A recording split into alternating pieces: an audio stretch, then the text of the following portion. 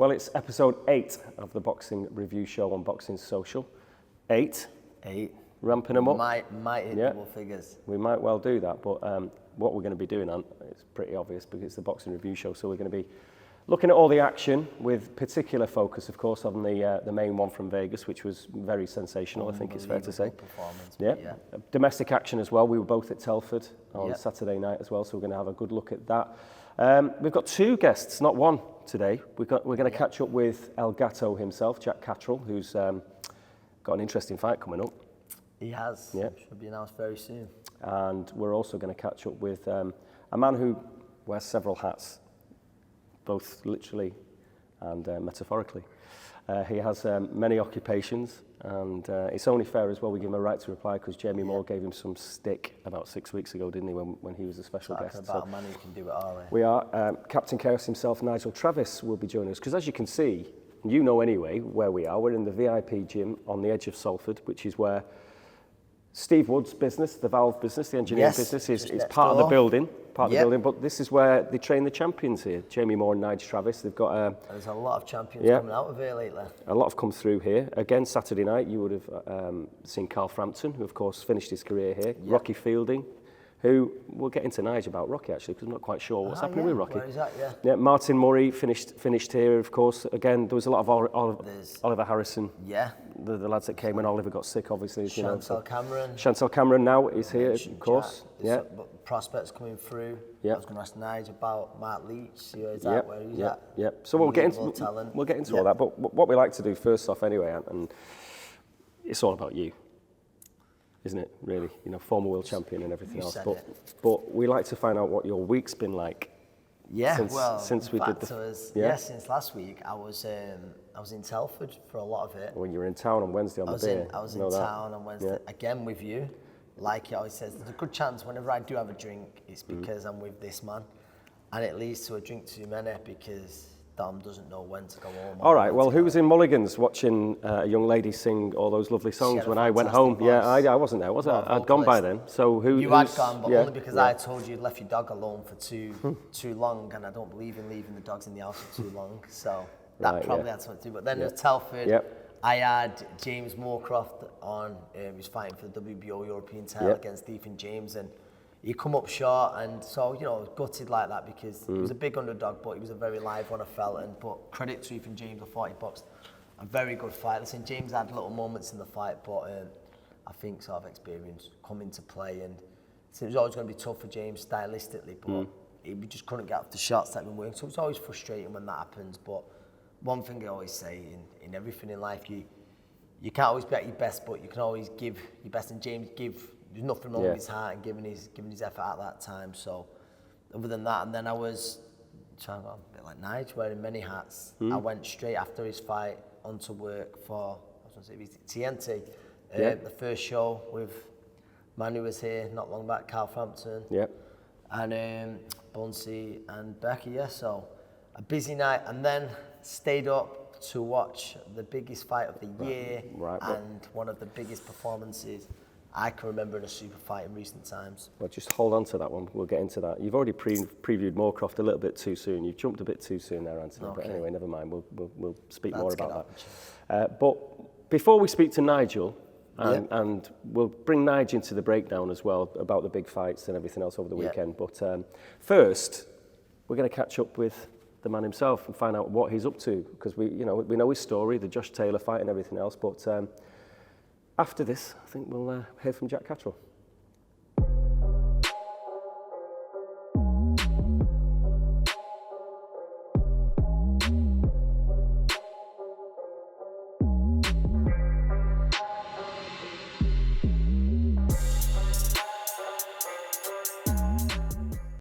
Well, it's another special guest. It's a delight, isn't it, Anthony, to have the man himself, Jack Catterall, who's finished his session today.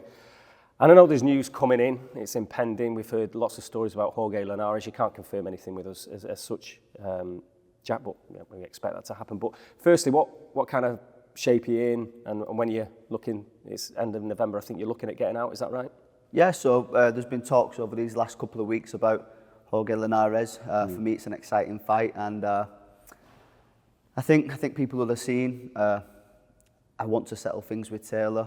I'm under the impression now that there's no venue available for that fight up until later in the year and possibly early next year. So these last couple of years, I've had stints of inactivity, which has not been great. We speak to Jamie and Nigel, I'm always in the gym. So for me, it's about having that momentum and that activity. And when it got proposed against Linares, it's an exciting fight. It's a fight that I'll be up for, and a big profile fight for me. You're all mate. I know very well. I know very well. No, and obviously he's been on these shows before, but away from your game, I think you just made a great point then about staying active, because that's something that's probably the only bad thing in your career when you, through no fault of your own, you suffered through inactivity.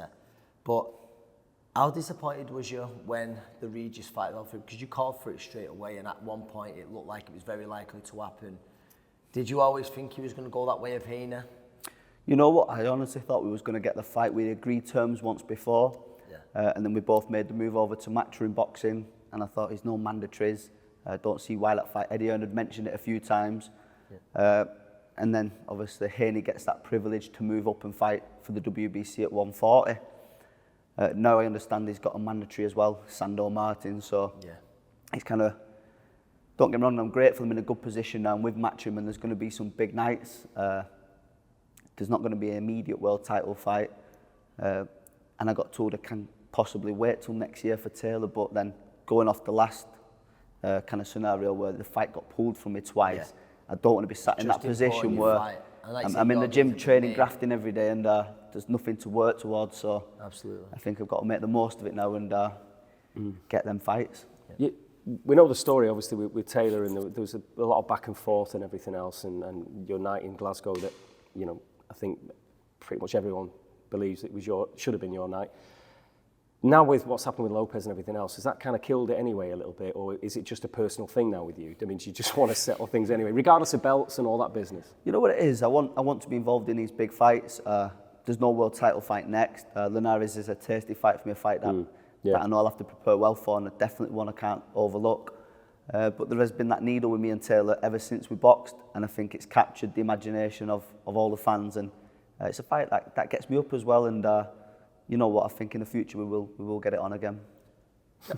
Other than yourself, the belief you have, you always are you're gonna back yourself against any 140 in the division. Do you see Lopez as the top dog now, or do you think the winner of Regis and Haney takes that spot?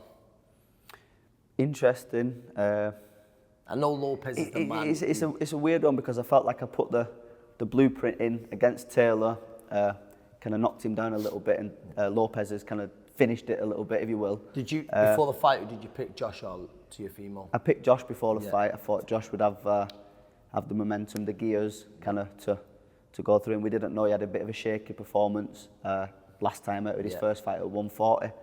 And then we look at Regis' last performance. They say you're only as good as your last performance. We know he's a lot better than that. And it'd be interesting, obviously, how Haney looks big for the weight, so in coming up, that's an interesting matchup as well. But I think I couldn't really put a pin on who I believe is the top at 140, apart from me. Got to ask you, because everyone's talking about, obviously, the performance over the weekend, and your opinion of the Crawford show. Phenomenal. Yeah, really. I didn't think he put a foot wrong on Saturday night. The footwork, the timing, the distance control, the shot selection that he put together, everything. And we've seen, I think it was the second round when he caught him with Errol through a big overhand left, and it clipped him. It didn't seem to have any effect, and he caught him with the right hook and put him down. But I watched it twice on Sunday, and I thought, you know what, really masterclass performance. Who did you pick before it, Jack? You know what, I went for Crawford, but I did anticipate a much tougher fight for him. And I was really surprised how easy he done it. For me, one of the big surprises was the size of Crawford in the ring. I know we talked about the struggle for Spence to make 147. I think Crawford looked a lot bigger on the night, and I thought he was going to cause Crawford a few more problems, but he didn't. He had the answer for absolutely everything. Is he number one in pound for pound now? Pound for pound, number one for me. Is there an argument for Inouye, or not now? Of course there's an argument. I just feel that a fight of that magnitude, you know, when you've got two of the top 10 pound for pound fighters fighting each other, and for Crawford to win the way he did, that's just, in my opinion, that gives him number one. But listen, I knew he's got a great argument. Yeah, and what about life here anyway? Because you've got obviously Chantel Cameron. She's looking forward to a rematch with Katie down the line. So she's, all those belts. That's what you want, obviously, in your own division and everything else. And lots of talent here. We just saw a kid before, and Lerone Harrison and everything. Just tell us what it's all like here. And you can't praise Nigel because he can hear you. So not that what? Anyway. It's like a new wave at the moment. I think when I first joined the gym 4 or 5 years ago, we had the likes of Murray, Rocky, Frampton, Tommy Coyle, and that kind of wave's gone now. It's like the new generation, a lot of younger fighters. Obviously, Chantel's been here a couple of years. You're one of the OGs now, Jack. I'm one of the OGs now, but it's exciting, and a lot of young kids coming through and keeping me on my toes, and trying to stay with them all, leading the way as well. You're not an old man just yet. But anyway, we look forward to seeing you back in action, Jack, and we'll catch up with you again when everything's all formalised and all the rest of it, and see how things Thank are going. you. Yeah, hopefully have an announcement soon, and straight back to it. Yeah. Just actually, before you go, a word about Chorley, right? Because we went to see Mark Jeffers recently. Greatest town on the planet. I tell you, it's a fighting town, though, isn't it? I mean, we think of Mick Jennings and Mark Jeffers, and I'm going to do a disservice because there's loads more, isn't there? No, of course there is, like you say, but even in, I think what is it? They say Charlie where they can, what is it, the town? Charlie where people come to fight. Even when you go through the MMA and stuff like that, it's just a fighting town. Yeah, no, a lot of love for my town, get a lot of great support. We're only a small town, and I think earlier on in my career, you kind of get pushed to one side as an amateur when you're not from the big clubs in the cities. You kind of out the way a little bit, but I like to think I'm doing an all right job of putting Charlie on the map. And so. Yeah. And that's an interesting one, by the way, isn't it? Jack Cullen, who trains out at Jennings Gym, obviously, in Chorley, and in against Mark Heffron. It's an interesting fight. Some fight. Right, we'll look at that one again. But Jack, thank you very much indeed. Thank you. We're going to catch up with Nigel next, so God help us.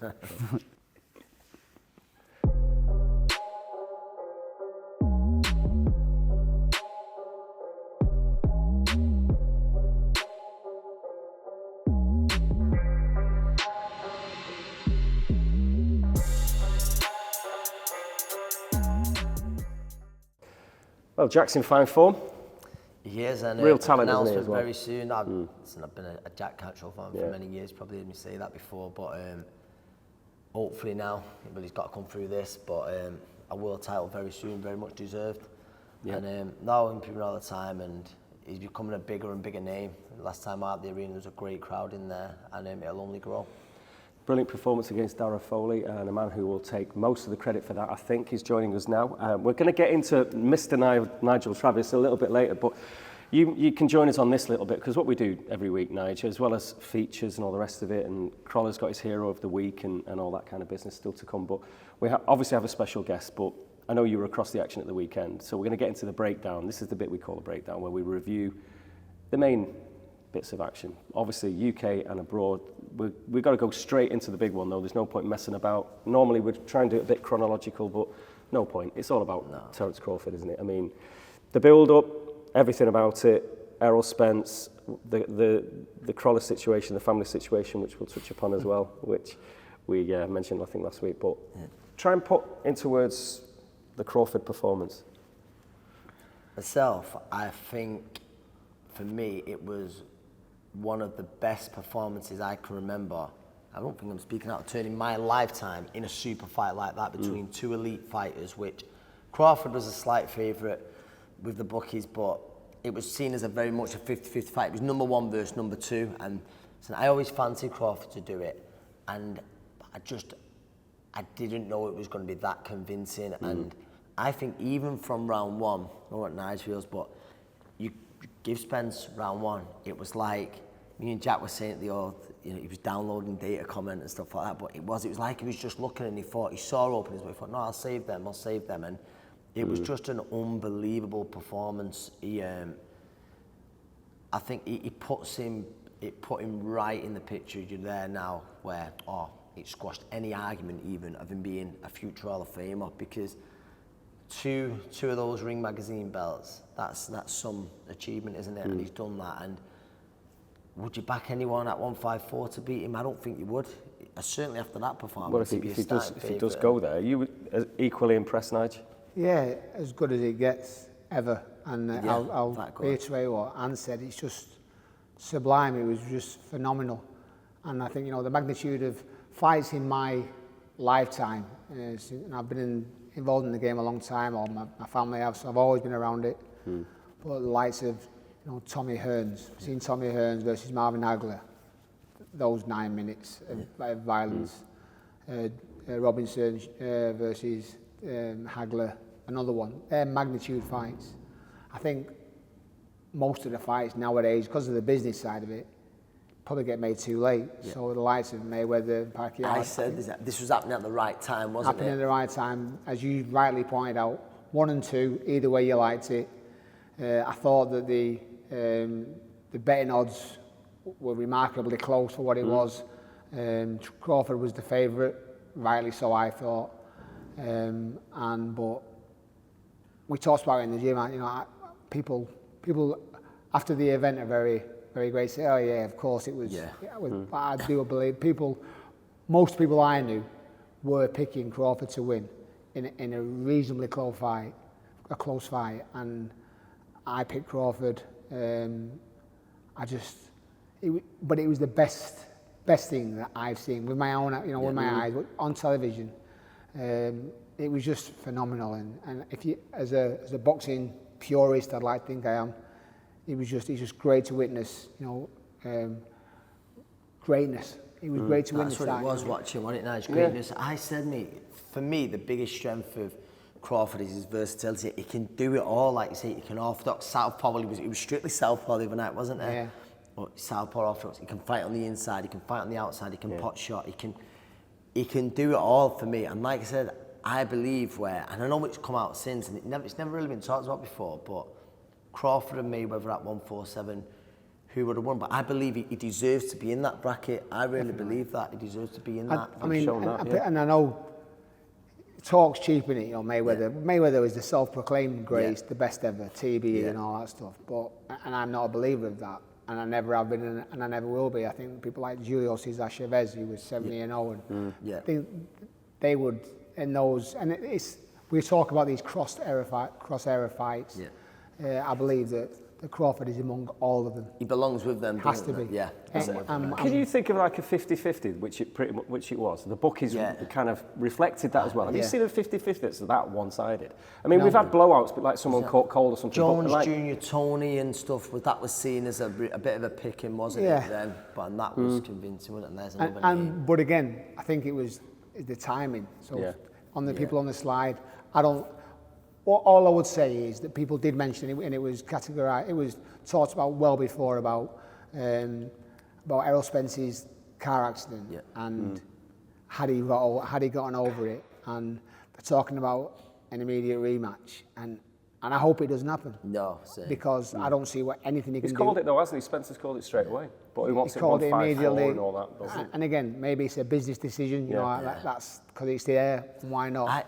I think that because it wasn't one bit close, was it?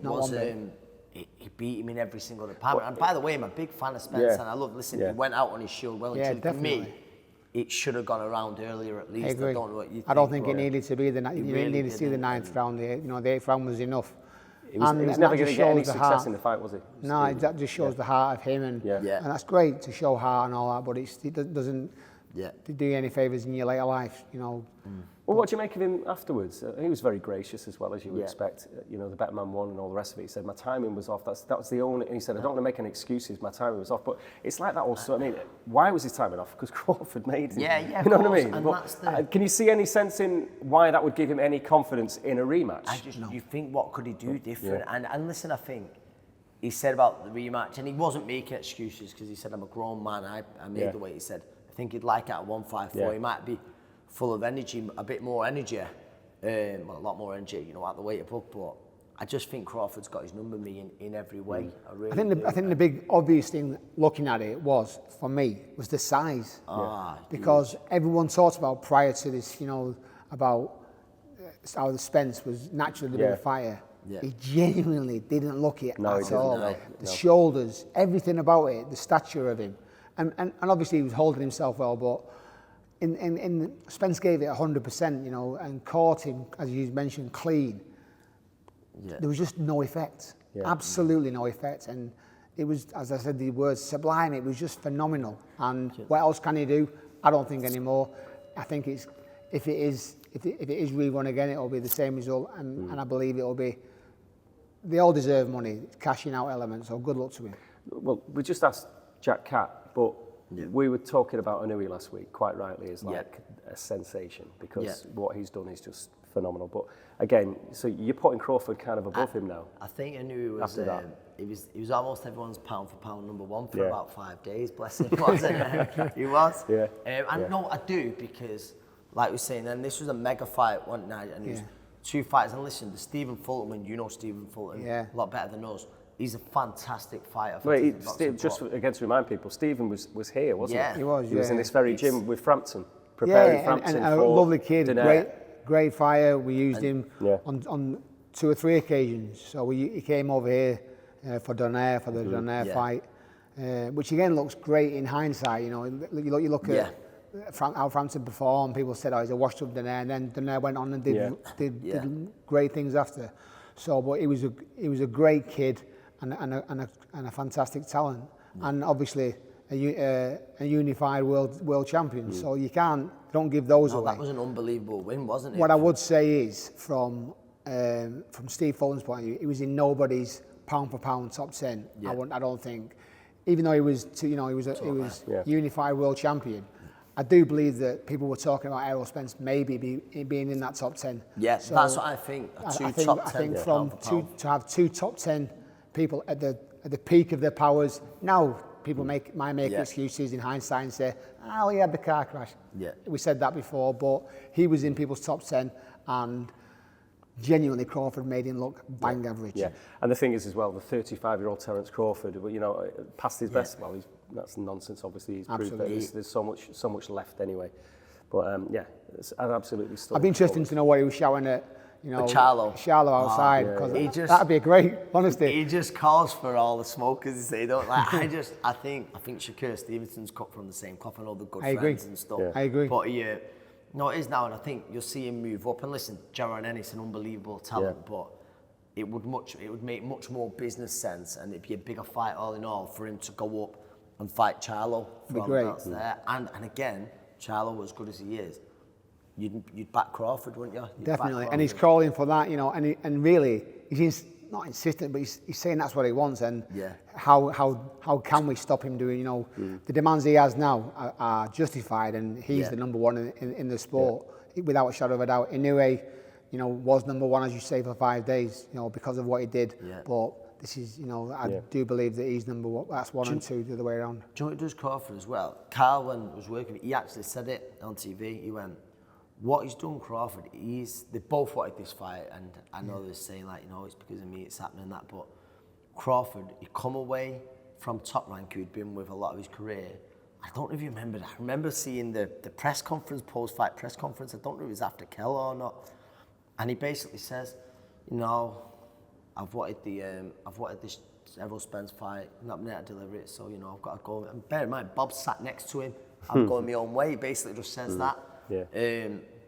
And so he's like, as Carl was saying, he's moved away to make this fight happen. So he's hunted this down like, that is the fight I want to prove I'm the best. What I would say, and he seems to be flipped that on its head. He was sort of saying to Spence in the ring, I believe, listen, this was made because of you, because you wanted it. He made the decision. He said at the weigh-in was brilliant. On that subject, I loved about the fight. Do you know, like, don't wrong, you could see there was edge between him and the camps and a lot of shouting, but do you know what I love, Nigel? What was you saying?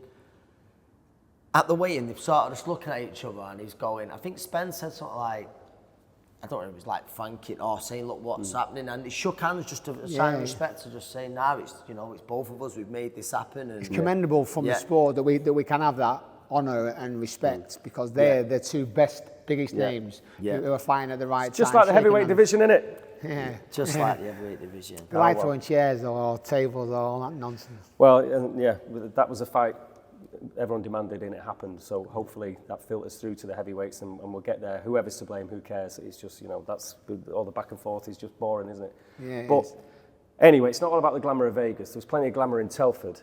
There's Josh, our man here, who works the cameras and does a blinding job, produces this pod and everything else. Well, he's from Telford, so it was the big show rolled into town again. And again, you've already said you were there Thursday, Friday, Saturday with James Moorcroft. We'll touch on that in a minute. The main event, though, Liam Davis, Jason Cunningham, was a really intriguing one going into it because of Cunningham's career and the way that he can't be put down, can he? Do you know what I mean? No, absolutely he keeps... Whatever the defeats, however on the record, it doesn't make any difference to him. He comes and he gives it. So this was really enthralling. And Liam Davis, what a number he did. He looked fantastic. And like you say, Cunningham is a real, I don't know, is it fair to call him a gatekeeper at world level? I know he's won British titles, he's won plenty of titles, he's had a fantastic career. Yeah. Great lad, and you know, turns up every time, everyone thought he was going to ask questions, but Liam Davis, he just had this aura of confidence about him all week, and like, no, I'm going to show you how good. I'm going to show you on Saturday night a career best performance. I'm going to show him my power, and he had that confidence, and he went about the job like that, and it was all over inside 3 minutes. That he landed a fantastic right hook, and which set it all off, and he just never let Cunningham off the hook. And I know they talked about world titles and stuff like that, and I want him to keep building at Telford a little bit longer because he's getting a right little following there, and the atmosphere he's creating is fantastic. And I just think now, I'll get him a few more. You'll get a few more gigs, won't you, with TNT? I wouldn't say no, but no. Yeah. I've been to Telford a few times, but it's just like, it's going to be hard holding him back with performances like that because he was a world-class performance on Saturday night. Yeah, I agree, and I have obviously got quite a lot of experience with Liam Davis because he beat Mark Leach for the British title in Mark's first defence. And so, and not to take anything away from him, you know, regardless of the result with Mark Leach, it was a phenomenal performance. I picked him to win. I thought he would win because of Jason. Obviously, there's an old dog, and he's been through a lot of stuff, a lot of fights, and really, Liam is a phenomenal performer and did it. He's a freak at the weight, the size of him. To say he's the super bantamweight, he must make it relatively comfortable, or he wouldn't do it. But and really, he can, as you said, he can build his foundation there, and he has done. Obviously, that I think his last 7 fights have been there, or something like that, and he's done really well. And he has the noise in there was ferocious when we were in there. And it was a close enough fight with Mark Leach. He put Mark Leach over and never let him off the hook. Really, just kept it long, and Mark couldn't get there with his feet for whatever reason. But it's not to take away from Liam. You know, he's a fantastic kid, and I remember him as an amateur, and he's gone to things. And really, when we were talking, we were interviewed for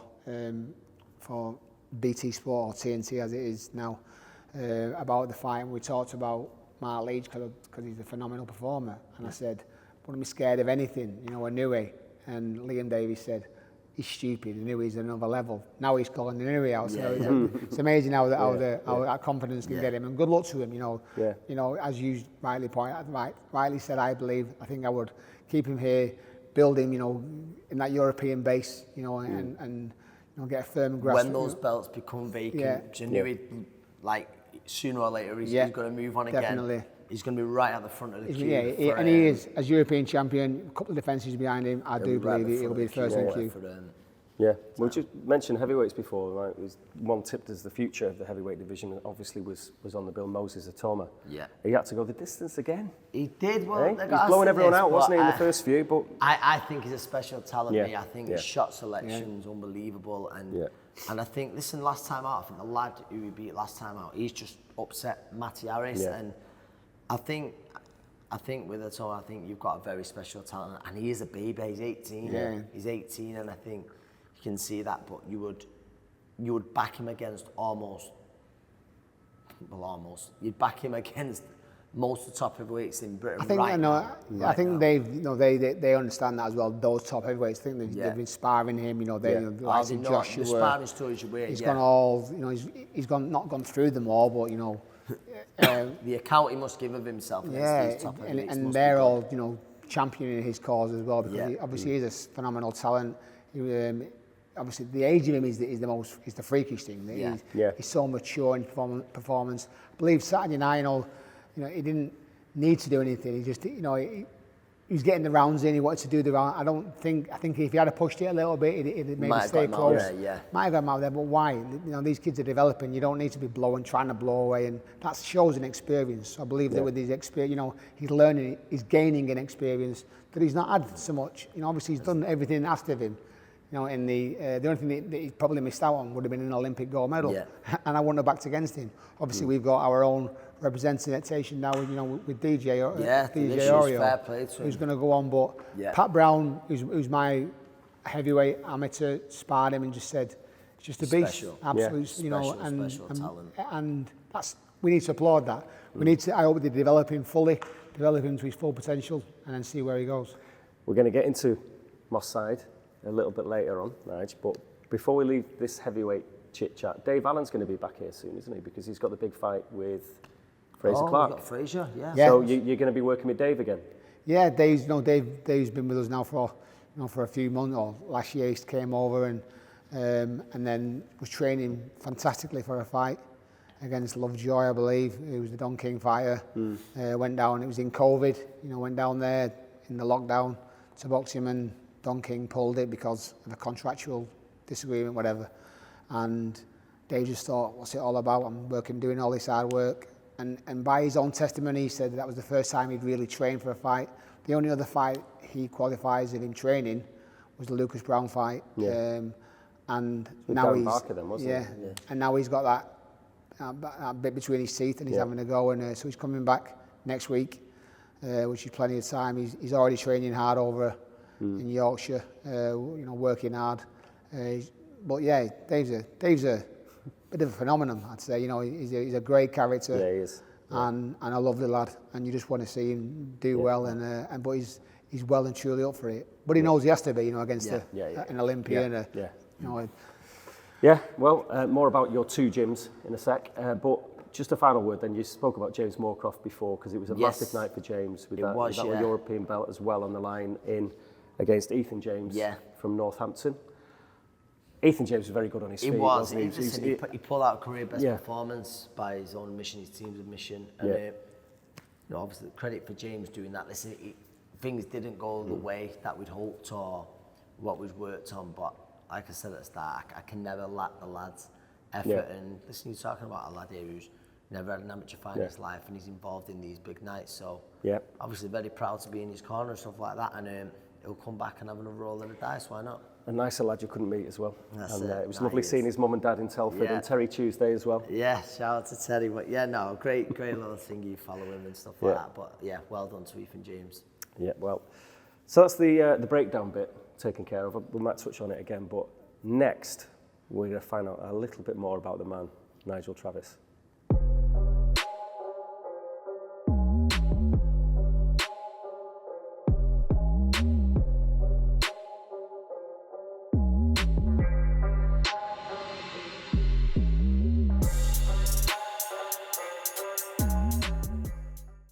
So we are in the VIP gym. This is where the magic happens, and one of the people. It's a partnership, I think it's fair to say here. Yeah. With Jamie Moore, who's currently in Tenerife on the Bay. That's it. But Nigel Travis is holding the fort. Is that right, Nigel? But it's a 50-50 partnership, Nigel. Yeah. No, it's not. It's, I do as I'm told. James said, "You stay here, do as you're told." So I did. Me and Jamie have worked together since the start of our professional coaching careers. Really, Jamie was asked to train by Steve Wood, asked to train Tommy Coyle, and so he did. He said he'd do it, and asked me to help him out, and that was the start of our coaching relationship. Obviously, we've been mates for years anyway, and it's proved pretty fruitful. We've got, I believe, a decent gym. We've got a lot of good kids in here, and no one's bigger than the gym. They've been, no matter how big a name they are outside, they just get involved, and they all seem to bounce off each other, and it seems to be working. So for that, we're truly grateful. He's got to have the right to reply, though, hasn't he, from a few weeks back? Yeah, Jamie, remember one of the things that stuck in my mind about Jamie, what he said about you. He said that when got the the Trainer of the Year award. Yes, yeah. He invited you up. He said it's only right Nigel comes up and he takes a share in this. It's not all about me. And he said, you then got hold of the mic and you did a big rambling speech and he didn't get a word in and that was that. And he ended it by saying, the wanker. So, I mean, it's only fair that you get. Is this all true, Nigel? No, well, he's got it on video, so I'll let him post it. He won't do that because it isn't. It's not the truth. He's just a liar. He's just full of untruths. Nah, he's. So I feel embarrassed. You know, it's Jamie's gym. You know, Jamie's the heart and soul of it. You know, people come here primarily to be trained by Jamie Moore because they've seen what he's done with fights against Matthew Macklin, and so they took a chance on him. Early doors, they took a chance on him. People like Tommy Coyle, and really that was our first big corner. Tommy Coyle against Derry Matthews, in Hull, open air, top of the bill, and it was the first real fight that we had together. So it was a baptism of fire. You know, Tommy did fantastically well. For won 9 rounds and then took his eye, closed his eyes, threw a shot, and you can bang Derry, can't you? And Derry can smack. But and Derry, one thing we watched it, we've talked about that quite a lot, and obviously that was the start of it. But right before the fight before, it was said, listen, don't take your eyes off it. Derry can throw big shots. The last thing you know, they'll lose his power. And he detonated, the shot. And listen, and it was the start of a fantastic relationship for Tommy with us and all. Tommy. So you had some great nights with Tommy. Obviously, the Masher Dodd one. That was a great. He's had a few trips to the States as well. Yeah, that's right. In fact, the Masher Dodd one, you were on your own with him, weren't you? Because Jamie was he with Frampton somewhere or what? So Jamie was in Belfast. I don't know. The M&S now, isn't it? He was with Tommy. So Jamie was over there and just scheduling, as schedules, they were offered it, and you're not turning down that fight for the Commonwealth title against Masher Dodd, and we fancied him. So I stayed over here and we did Liverpool. And it was a fantastic night, for us, and then we watched Carl have a fantastic fight. It was Amir Khan main event, wasn't it? Was it Greco? Greco, that's right. So and that was the chief support for it. Yeah. So and it was a great night for us as a team. But Tommy, it was a dream for Tommy to win a major title. He thought he was unlucky over in Yorkshire for the British title, but it happens.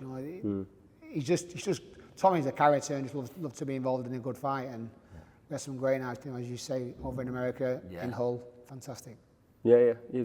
We just touched on it before, but Rocky Fielding, obviously, that was a big one for you. Because remember, I was over in Germany, I was with you in Zimbabwe. Yeah.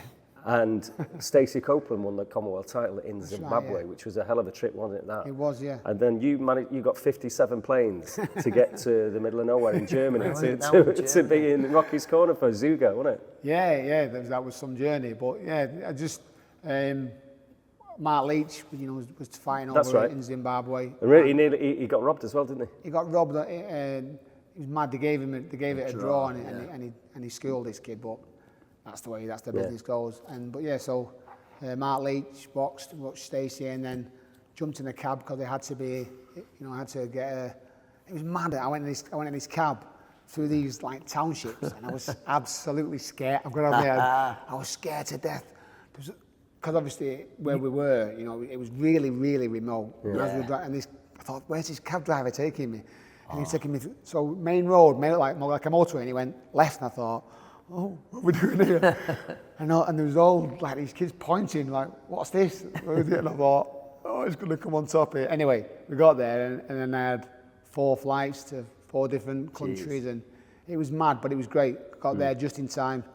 Went straight to the hotel to leave for Zoiga, Christian Zoiga. And one of the best nights, in boxing. I've had a few. Say this interview, if you interview me now for an hour, I would say so many more. So I've been very fortunate, very blessed. The fact that you can go to Zimbabwe, that's it's a dream. Say that you must have been some crazy places boxing. That's got to be up there, hasn't it? Yeah, definitely. We went.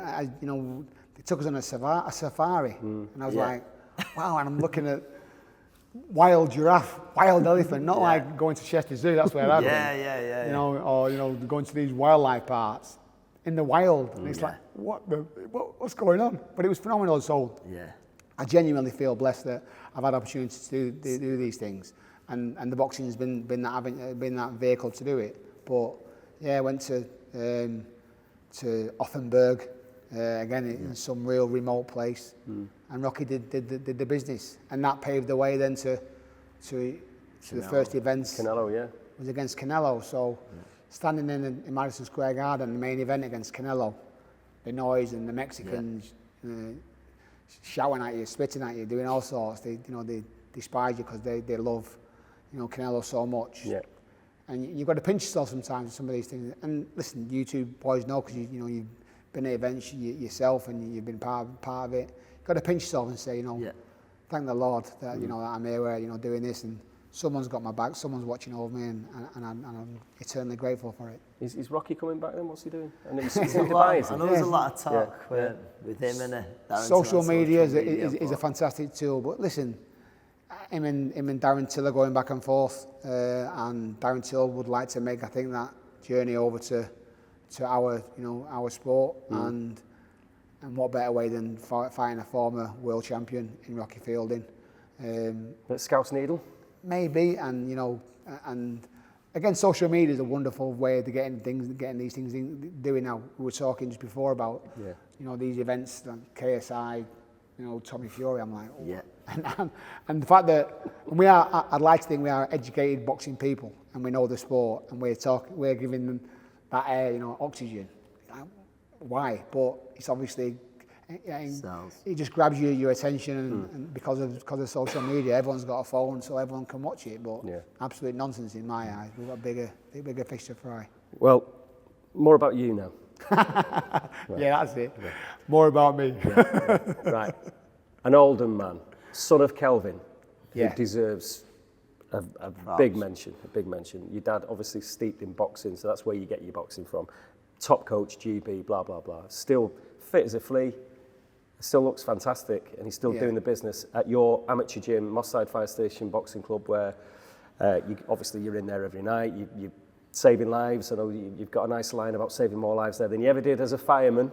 Yeah. Which is your other occupation. And just let's get your occupations out of the way first. Obviously, professional boxing coach, amateur boxing coach, fireman, firefighter.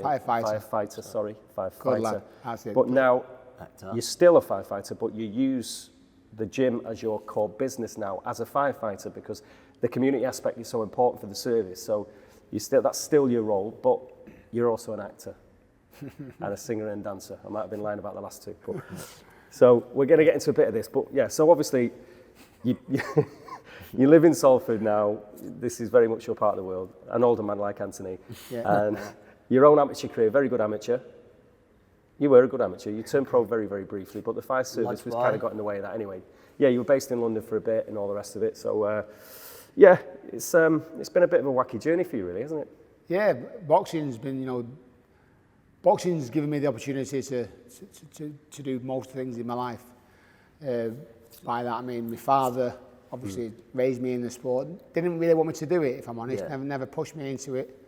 It wasn't like a Viking, like your dad pushed you go to the gym. He really sort of convinced me and my brother not to do it, if anything, and maybe that because of that we actually went to it, because he said, don't worry about that boxing. So it wasn't he was pushy. He was always away at weekends, doing boxing stuff, and so when he had childcare, we were always ended up in boxing gyms. So it was just a normal progression for me. I was in there trying to learn, I was a bit of an actor properly. As a kid, I wanted to look half decent and tell people you're a boxer. It was nonsense. But when I really became a boxer as such, I was doing okay at Hardwick Lads in Manchester, and Henry Finney, who's just got an award off the Queen, and deservedly so. Deservedly so, and one of the best men that I know, Henry Finney. King. Yeah, King. Yeah, sorry. Yeah, I apologise. Yeah. Oh, well, yeah. Well, I got one off the Queen, see, so I thought, genuinely, I'm so happy for Henry, and it's embarrassing that, you know, I was given an award.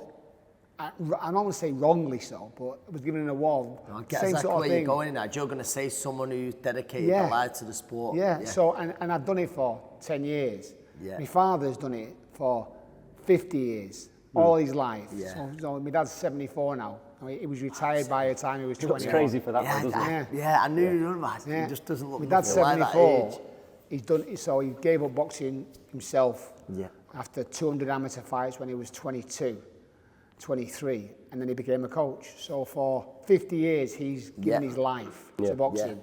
At the expense of maybe my mum, my brother and me, and again, not to bitch about it, but that's the truth. On weekends, he was away looking after Eddie Copeland, you know, people like, you know, John Lyon, the people from many moons ago. Yeah.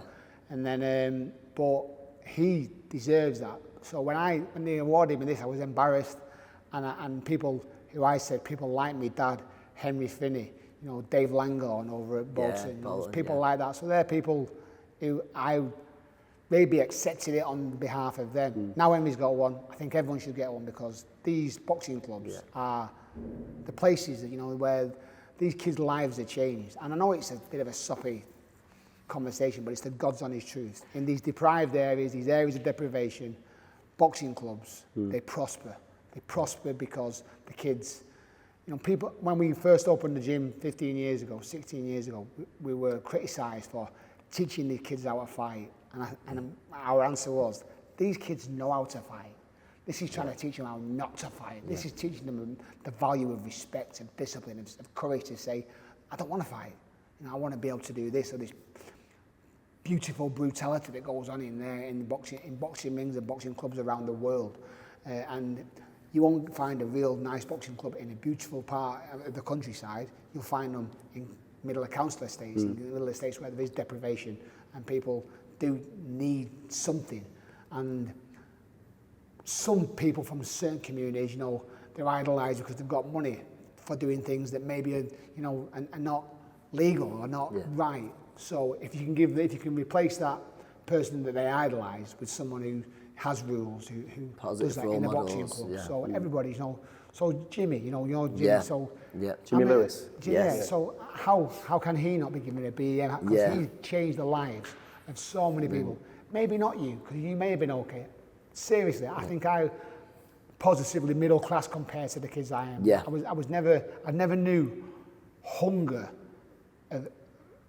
unless I wanted. So when I was doing the weight, I knew hunger. But what I mean is I never really knew hunger. These kids, they know hunger. They're not fed. You know, they're not watered. They don't have shoes. They don't have clothes. They come into the gym, they train, and they go home in the same clothes, and maybe come back the next day. Deprivation. No, it's a humbling place, isn't it? It is. They don't, and the fact that someone might have a smart pair of trainers, like Anthony's, obviously, smart pair of trainers didn't make them a better boxer. So it's complete. Boxing clubs are classless. They're absolutely classless. It doesn't matter how good your boxing gloves are. If you can't do it, you can't do it. Yeah. So you can't train what's inside there. You can train what on the outside, the exterior, what's in there. And these kids know it, and they want it, and they subscribe to your values and change their lives. And I'm eternally grateful for being involved in that. What's the old saying, and I love it, me, I brought it up a few times, Nigel, and you'll know this better than me. When they say, like, in a boxing gym, and you'll have it so, you'll be there at the fire station, and I'm sure there's people that might be out the fire service that come in, there'll be kids off the estate who come from a family of crime, and no one is judging anyone, everyone's working alongside. So obviously, outside a very sort of diverse area, you know, you'll get people of all races, religions in there, all training together, and I just think that's what I think about it's boundless, you know. I do understand that, general. You know, people feel out of place in certain areas in boxing clubs. They don't. That first step is the hardest from kids who maybe a bit intimidated. And people come to Mossad because they're thinking, well, Mossad, it's tough. The reputation that goes before it is incorrect. It's an incorrect. It's a false reputation.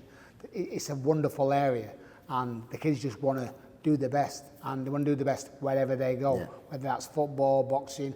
It isn't about. They're not spoiled kids, obviously.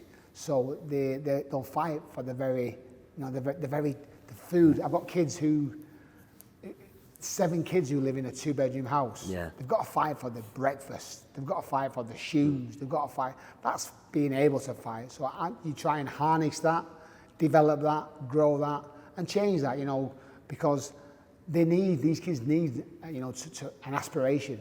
And if you can give them a good aspiration and to look forward and go, I want to do that.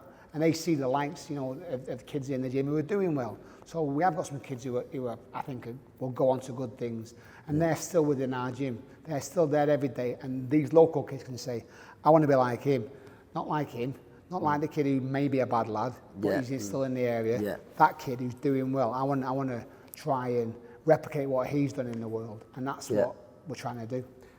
Those kids that you're on about there, I mean, you've got a couple of high-profile fighters, obviously now. Connor Tudsbury, Pat Brown, 2 GB podium squad fighters, still chasing the Olympic dream as well. You run millions of initiatives out of the gym. I know that you work closely with Maverick Stars Trust and Delicious Ori, who is a real talent. He comes over and helps out and does all that business as well. They're role models then for the younger lot, as you are as well. But people like Hamden as well, that fantastic lad that's come through as a kid, and he's coaching now, and he's got a job. He's doing all. He's just got a great life going for himself now, hasn't he? It's life like that don't get the attention. You're right. Yeah. And you know what? And when you speak to people, when you interview, so people ask you after the fight about my side, you sort of click into the same words. And I don't want to sound like a scratch record. I talk about when you said about saving lives and all that. I don't want to be a scratch record, but it's the God's honest truth. Some of my greatest successes, in boxing terms, you judged on your success by having your hand raised. So we had a Manchester Box Cup this weekend where we had a couple of champions. But some of my greatest results are not kids who won, are kids who now go to church, who now go to school, or they go to the mosque again, or whatever they resubscribe to their values of their family. So Hamden, the Somali community within the mosque side, they were quite, they weren't in our club, and so. They were an underrepresented area because there's quite a lot of them in the area, and they're underrepresented. And I thought, why are they not coming to our club? And Hamden came in just to try it out. He's now a leader in that community, and he's one of my greatest successes. He's like a son to me. I've got another kid, Saban Khalid, who's they're like me children. Yeah. So then they're going to go and change lives as well, aren't they? Exactly. So So it's like the reaping of you sowing the seeds. You plant a seed, and God willing, it regenerates and gets bigger, and from the root to the fruit. That's what we call it. If you give them the chance, they'll do it. They're doing it. So I'm grateful that these kids, the kids' families, allow me to be part of their lives, so that I can have an impact. Because I believe that I can do it in a positive way. Do you think they see you as a role model because of your TV career? No, not at all. Let's get to this though, right? You had a decent little role in Peaky Blinders. You got battered in the end, didn't you? And yeah. Did you get a belt in Corrie as well? You've been in Coronation Street a few times as well, haven't you? Yeah. So where did this all come from? We'll get to the point and let Jamie makes a very, very clear point about your acting career. But how did that all come about? Fitzroy Lodge in London. That's where I was a boxer and amateur with Mickey Carney, God rest his soul. I was down there boxing, trying to change my life in the boxing world, thinking I was going to be the next Anthony Crolla or whatever. But I went down there boxing, and while I was in there, somebody came in, took some photographs, and said, say a few words, and sent it away. And I was asked to go and read for a part, and I was successful in that part. And that part was opposite Stevie Bell. Giving Stevie Bell a good idea. So Stevie Bell was an actor, doing well. It was called Like It Is, I think it was called. The film he was involved in, wasn't it? Yeah. Yes. So Steve Bell was the England amateur boxing captain. He had a decent professional career as well. He runs a gym in Altrincham now. He's doing great things. So so Steve, obviously a long-time mate of yours, stable mate of yours as well. Yeah. So you were in boxing as well, Steve. Yeah. Bell. So we're going to get him on, by the way. Yeah. Brilliant, because and again, no shouldn't have pushed this, but. Someone's doing an event at his gym. We're going to do this as well. This is Dave Thompson for the Mentel charity on August the 13th. Yeah. 24-hour thing, and we're going to be helping, hopefully, be part of it. So, I got asked to do this role, have a look at it, and it was And it was the role reversal. That's the only one I've done looked half decent in, because I give belly a good hiding in that. Because is it true you've been battered in every other role you've done? Everything else I've done. Yeah. Absolutely. It's true, but it's acting. Yeah. I'm an actor. Why did they do that? Why did they bring a boxer in to then get a hiding? I don't actually know. Maybe shots you look tough, and then Yeah. but you're not tough. That's maybe this. Yeah. So I must be a decent night, because I've taken a few second prizes in fact in everything I've done. Yeah, it's been a roller coaster, but funny, you know. And it's not, can't take yourself too seriously. It's just a laugh. And I got Jamie in it, so I said I got Jamie in it. I said, "Do you fancy having a go?" And so he did. Took a photograph, sent it out to the producer, and they said he looked interesting. But I'd sent 20 pictures of the kids from the gym, and they didn't say anything. But Jamie, he said he looked like had some sort, you know, different ethnicity in him. So and I said, well, it's because he looks a little bit Chinese, a little bit Oriental. And then we have arguments there, who looks more Oriental, him or me. It's ridiculous. But we had a laugh, and we went up there, and we had a great time. It was a funny laugh, and I've just continued it a little bit. Yeah. Well, your specialist subject is Coronation Street. Wow. You've been in it a few times, haven't you? You've had a few different roles, yeah. right? You've kind of ruined one of them. You've already mentioned Stevie Bell. So, but you haven't, because you've got to tell me then. I'll just spin this question a little bit. It's not the original question, but Steve Bell had a decent little stint. His missus was in recently as well. She's been in it a couple of times. Rachel, a big part. Yeah, Rachel. But he had a part in Coronation Street. What was his character called? I don't watch it. I'm Vinny. Kind of not far off. It's not. It was. Can you remember? I remember it was Gary Windus's mate, wasn't Yeah, it? I'm right in yeah. saying that. Gary Windus's mate. Gary Windus's mate from It was Gary Windus. Gary? No. No. Quinny. Quinny. Right. Quinny. Funnily enough as well, because we were just chatting before to young Alfie Middlemiss, who's been Yeah. doing a little bit of training here, but he's an amateur boxer at Walkden ABC. Good lad. He is, yeah. Now, good talent. His dad, Des Barnes in Coronation Street, Phil Middlemiss. He was, So, he is, yeah. He comes here quite a lot. Yeah. We're seeing quite a lot of guys. Real boxing man, loves his boxing. Yeah, nice fella. And yeah, really nice, and Yeah. comes and watches the sparring, and Alfie's a cracking little kid. Yeah, he's just, yeah. But we'll stick to the quiz now. So, which of these actors has not appeared in Coronation Street? Bearing in mind, I just said I don't watch Coronation Street. I don't care. My It's your missus should specialist be all subject. over it. It's your specialist, and I don't believe you anyway. Patrick Stewart, Vinnie Jones, Joanna Lumley, Ben Kingsley. Okay. Ben Kingsley's definitely been in it, because there's stuff on the post. I've seen posts about him. Yeah. I wouldn't have thought Vinnie Jones would have been in it. I would have said the same. Vinnie Jones not been in it. Wouldn't have been in it. I would. And if this is true, I'm a secret Coronation Street fan. No, I would say Vinnie Jones, because he's out and out. Is the correct answer. Yeah, he's silly, isn't it? Right. What do you reckon was the most watched episode ever? Ooh. And it drew in 26.6 million viewers in the UK, which is mind-blowing numbers, isn't it? The most watched. I would think it was years ago when there wasn't any Sky. Yeah, so, 1987, I'll give you that. All right. I think Christmas Day. Christmas Day. Oh no! I think I know that. No, actually, I don't do know it. I would have thought, is it storyline? Ken Barlow? This is what I was going to smack go his with. missus. Oh. Hey? No, You can't spin that. Not smack his he missus. pushed Deirdre. That was the Ken. Yeah, punched the wall or something. There was What was Mike his rival? Baldwin. Mike Baldwin. That's what I was going to say. Was it not when Mike Baldwin? I think that was earlier did than it? that. I think that was Yeah, earlier it was than that. before that, wasn't it? Yeah. Was it? Jeez.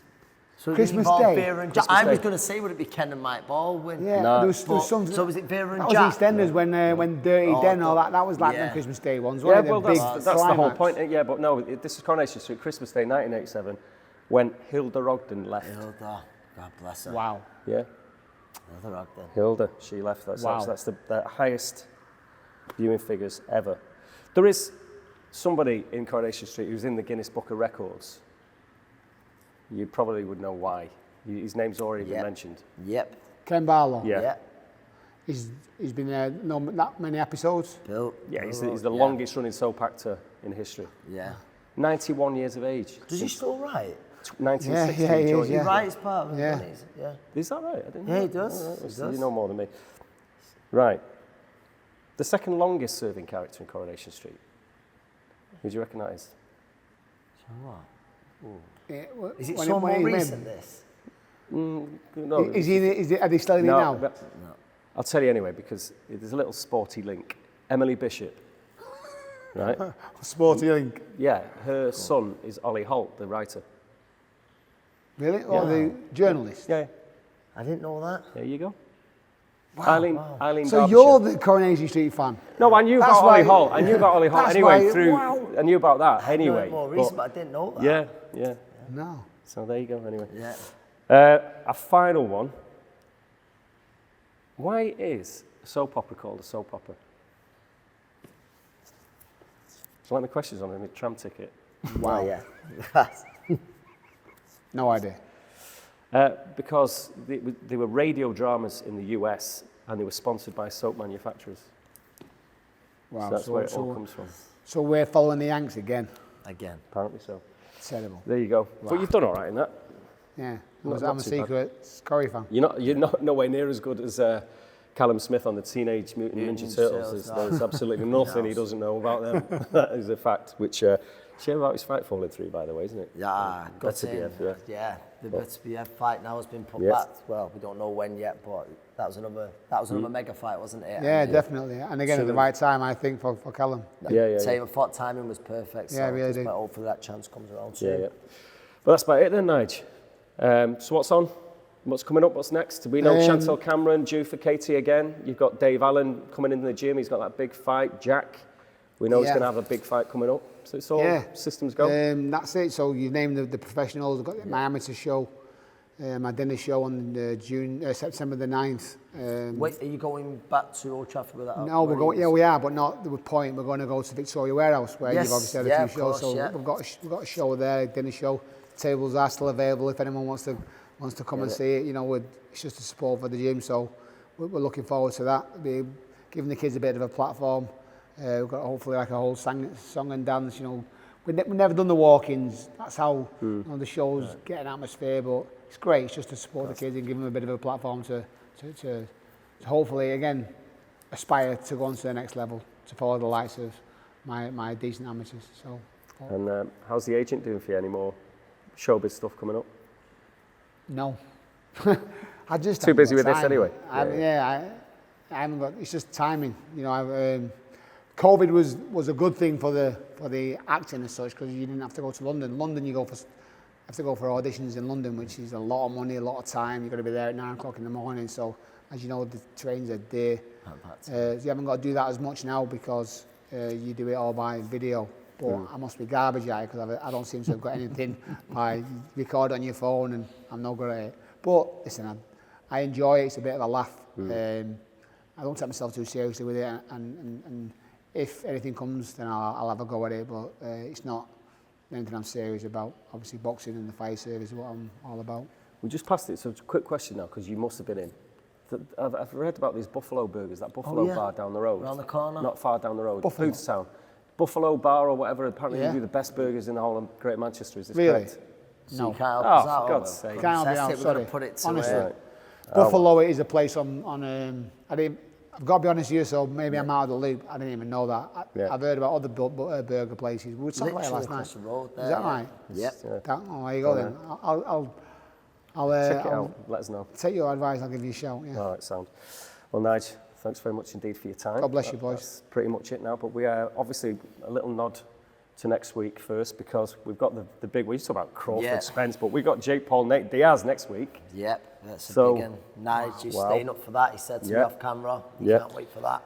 Serrano is on that bill. Yep. She's fighting Heather Hardy. So and there's some other intriguing fights next weekend. So we'll have a look at that as well. But we like to get your hero of the week, Anthony. Obviously. So what's it going to be? Hero of the week. Oh. You got a Do few you know what? So I've contenders. got Hero of the week, Yep. Ring Walk of the week, Yep. and there's anything else? I think that's it, innit? Villain of the week. Villain? No, we haven't got a villain of the week, but that will be coming. He tries to just give Hero out a of the lot week, of love. listen. Do you know what I mean? Yeah, He no, doesn't want to be do you know what? negative. I get that. Hero sorry. of the week, it's got to be one man. I think everything's got to be about one man this week.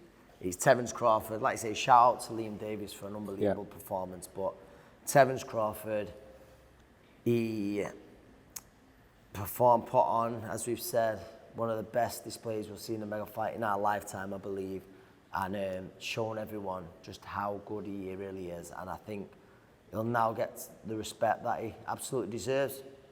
Staying on Terence Crawford, ring walk of the week, can only be one man. The moment Eminem started walking Terence Crawford out, my younger brother actually turned to me and knew he'd messed up picking Errol Spence to win. Is that what's really? Yeah. Just why? But he didn't even rap live, did he? He introduced him and then he just walked with him. I know, and it would have been great for him to rap, but I think that was enough, mate. Fair enough. I almost forgot then the serious business, because you and Will had a bet on the fight. We did, yeah. It was a family split right down the middle because he was a Spence man. It's been a split for a good 18 months, 2 years. He's like walking around with his shark t-shirts on and stuff like that. And I tried to educate him. He wouldn't listen to his older brother. Yeah. So later this week now, he's getting his forfeit. His forfeit was just an haircut. And someone said, Will look good with cornrows for the week. So he's getting his hair braided. Fabulous. Look forward to that. We'll be posting pictures. I think he might be able to pull it off. I don't think. Well, in my head, I told myself I can be a little bit vain, me now. So I thought I might look a bit. No, honestly, I am. And I thought, I might look a bit Sean Paul, but I just don't see how he's. You won anyway. Yeah, but I knew I was going to win.